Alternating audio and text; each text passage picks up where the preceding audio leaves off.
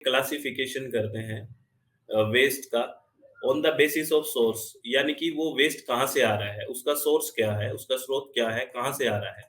तो हो सकता है वो म्युनिसिपल सॉलिड वेस्ट हो सकता है इंडस्ट्री से आ रहा है, इंडस्ट्रियल वेस्ट हो, इंस्टीट्यूट्स के आ रहा है, कमर्शियल आ रहा है, बायोमेडिकल आ रहा है या एग्रीकल्चर वेस्ट, यानी कि on the basis of source.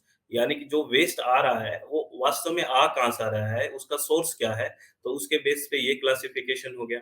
और किस तरह का हो सकता है, उस किस तरह का वेस्ट हो सकता है, कितने प्रकार का, जैसे गार्बेज है, रबिश है, बल्क वेस्ट है, एशेज़ है, स्ट्रीट वेस्ट है, डेड एनिमल्स है, कंस्ट्रक्शन एंड डिमोलिशन वेस्ट है, सीवेज वेस्ट है, प्लास्टिक है, माइनिंग वेस्ट है, रेडियो एक्टिव वेस्ट है।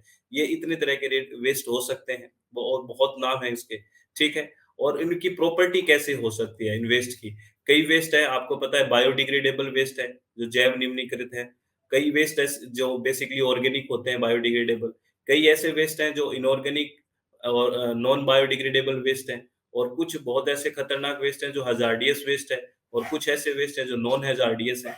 तो ये on the basis of property, उसके गुण क्या है, किस तरह के टाइप्स के बेस पे और सोर्स के बेस पे हम बेसिकली ये वेस्ट है। ये बहुत सारे नाम हम पढ़ते हैं वेस्ट के बारे में, ठीक है?